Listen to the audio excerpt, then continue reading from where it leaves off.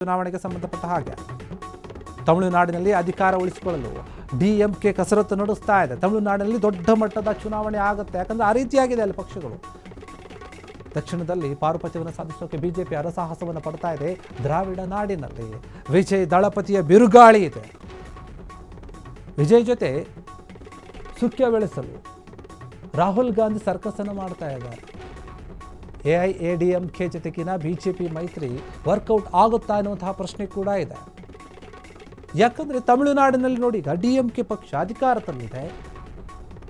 ಅದಕ್ಕೆ ಎದುರಾಳಿಯಾಗಿ ಈ ಬಾರಿ ವಿಜಯ್ ಏನಿದ್ದಾರೆ ನಟ, ಅವರು ತಮ್ಮದೇ ಆದಂತಹ ಒಂದು ಪಕ್ಷವನ್ನು ಕಟ್ಕೊಂಡಿದ್ದಾರೆ, ಟಿವಿಕೆ ಪಕ್ಷವನ್ನು. ಅವರ ಜನ ಬೆಂಬಲವನ್ನು ನೋಡಿನೇ ಅಲ್ಲಿನ ಬೇರೆ ಬೇರೆ ನಾಯಕರು ಕೂಡ ಯೋಚನೆ ಮಾಡ್ತಾ ಇದ್ದಾರೆ ಏನಿದು ಅಂತ ಹೇಳಿ. ಆ ರೀತಿಯಾಗಿ ಚುನಾವಣೆಗೆ ಸಿದ್ಧತೆಯನ್ನು ಮಾಡಿಕೊಳ್ತಾ ಇದ್ದಾರೆ ವಿಜಯ್. ಈಗಾಗಲೇ ಪ್ರಣಾಳಿಕೆಯನ್ನು ಕೂಡ ಬಿಡುಗಡೆ ಮಾಡಿದ್ದಾರೆ, ಕೆಲವೊಂದು ಘೋಷಣೆಯನ್ನು ಕೂಡ ಮಾಡಿದ್ದಾರೆ. ನಾನು ಗೆದ್ದರೆ, ನನ್ನ ಒಂದು ಪಕ್ಷ ಅಧಿಕಾರಕ್ಕೆ ಬಂದರೆ ನಾನು ಜನರಿಗೋಸ್ಕರ ಏನೇನು ಮಾಡ್ತೀನಿ ಅಂತ ಹೇಳಿ ಎಲ್ಲವನ್ನು ಕೂಡ ತಿಳಿಸಿದ್ದಾರೆ. ಅದು ವೇದಿಕೆ ಕಾರ್ಯಕ್ರಮದ ಮೇಲೆ ಮತ್ತು ಅವರ ಪ್ರಣಾಳಿಕೆಯ ಮೇಲೆ ಒಳಗಡೆ ಕೂಡ ಸಾಕಷ್ಟಿದೆ. ಹೀಗಾಗಿ ತಮಿಳುನಾಡು ರಾಜಕೀಯ ಸಾಕಷ್ಟು ಇಂಟ್ರೆಸ್ಟಿಂಗ್ ಆಗಿರುತ್ತೆ. ಅಸ್ಸಾಂನಲ್ಲಿ ಅಧಿಕಾರವನ್ನು ಉಳಿಸ್ಕೊಳ್ಳೋಕೆ ಬಿಜೆಪಿ ಸರ್ಕಸ್ ಮಾಡುತ್ತೆ. ಬಿಜೆಪಿಯನ್ನು ಮನೆಗೆ ಕಳಿಸೋಕೆ ಕಾಂಗ್ರೆಸ್ ಕಸರತ್ತನ್ನು ನಡೆಸುತ್ತೆ. ಹಿಮಂತ ಬಿಸ್ವಾಸ್ ಶರ್ಮಾ ಏನಿದ್ದಾರೆ, ಸರ್ಕಾರ ಮತ್ತೆ ಗೆಲ್ಲುತ್ತಾ ಅಂತ ಅವರದು. ಕೇರಳದಲ್ಲಿ ಅಧಿಕಾರಕ್ಕೆ ಏರುವಂತಹ ಭರವಸೆ ಏನಿದೆ ಅದು ಕಾಂಗ್ರೆಸ್, ಅವ್ರದ್ದೊಂದು ಭರವಸೆ ಇದೆ. ಅಧಿಕಾರ ಉಳಿಸಿಕೊಳ್ಳೋಕೆ ಪಿಣರಾಯಿ ವಿಜಯನ್ ಏನಿದ್ದಾರೆ ಅವರು ಕೂಡ ತನ್ನದೇ ಅಂಥ ರೀತಿಯಲ್ಲಿ ಕಷ್ಟಪಡ್ತಾರೆ.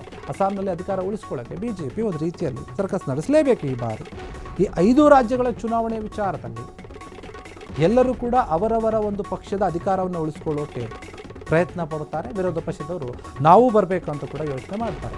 5 ಪಕ್ಷಕ್ಕೆ ಸಂಬಂಧಪಟ್ಟ ಹಾಗೆ ಒಂದೇ ರೀತಿಯಾಗಿರುತ್ತೆ. ಆದರೆ ಅಲ್ಲಿ ಯಾರು ಅಧಿಕಾರದಲ್ಲಿರ್ತಾರೋ ಅವರಿಗೆ ಸ್ವಲ್ಪ ಪ್ಲಸ್ ಪಾಯಿಂಟ್ ಇರುತ್ತೆ. ಯಾಕಂತಂದರೆ ಅವರು ಏನಾದರೂ ಒಳ್ಳೆಯ ಕೆಲಸವನ್ನು ಮಾಡಿದರೆ, ಜನರಿಗೆ ಉಪಯೋಗ ಆಗುವಂತಹ ಯೋಜನೆಗಳನ್ನು ತಂದಿದ್ರೆ, ಅಭಿವೃದ್ಧಿಯ ಕೆಲಸಗಳನ್ನು ಮಾಡಿದರೆ, ಇಲ್ಲ ಅಂತಂದರೆ ಸರ್ಕಾರ ಏನಿರುತ್ತೆ ಅದು ಬರುತ್ತೋ ಇಲ್ಲೋ ಅಂತ ಡೌಟ್ ಇರುತ್ತೆ. ಜನ ಕೂಡ ಬದಲಾವಣೆಯನ್ನು ಬಯಸ್ತಾ ಇರ್ತಾರೆ. ಹೀಗಾಗಿ ಈ 5 ರಾಜ್ಯಗಳಿಗೆ ಸಂಬಂಧಪಟ್ಟಾಗ ಏನಾಗಬಹುದು ಎನ್ನುವಂತಹ ಕುತೂಹಲ ಹೆಚ್ಚಾಗಿದೆ. ಕೇರಳ ಆಗಿರ್ಬೋದು, ತಮಿಳುನಾಡು ಆಗಿರ್ಬೋದು, ಅಸ್ಸಾಂ ಆಗಿರ್ಬೋದು, ಪುದುಚೇರಿ ಆಗಿರ್ಬೋದು, ಪಶ್ಚಿಮ ಬಂಗಾಳ, ಈ ಎಲ್ಲ 5 ರಾಜ್ಯಗಳೇನಿದೆ ಚುನಾವಣೆಗೆ ಸಜ್ಜಾಗ್ತಾ ಇವೆ.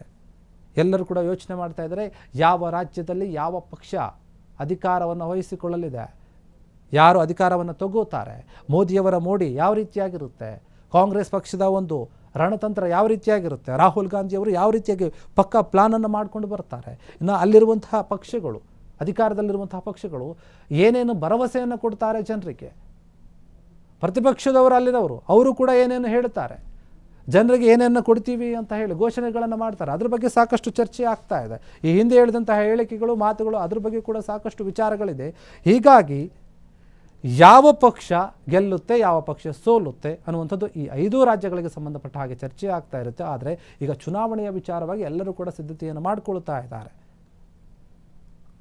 5 ರಾಜ್ಯಗಳು ಚುನಾವಣೆ ಏನು ಆಗುತ್ತೆ, ಚುನಾವಣಾ ಆಯೋಗ ಕೂಡ ಇನ್ನೇನು ದಿನಾಂಕವನ್ನು ಘೋಷಣೆ ಮಾಡಬೇಕಲ್ವಾ, ಅದಕ್ಕೋಸ್ಕರ ಅವರು ಕೂಡ ತಯಾರಿಯನ್ನು ಮಾಡ್ಕೊಳ್ತಾ ಇದ್ದಾರೆ. ಕೆಲವೇ ಒಂದು ದಿನಗಳಲ್ಲಿ ಅಥವಾ ಯಾವ ಕ್ಷಣದಲ್ಲಾದರೂ ಕೂಡ ಚುನಾವಣೆ ದಿನಾಂಕ ಘೋಷಣೆ ಆಗಬಹುದು, ಆ ಸಾಧ್ಯತೆ ಇದೆ ಅಂತ ಹೇಳಲಾಗ್ತಾ ಇದೆ.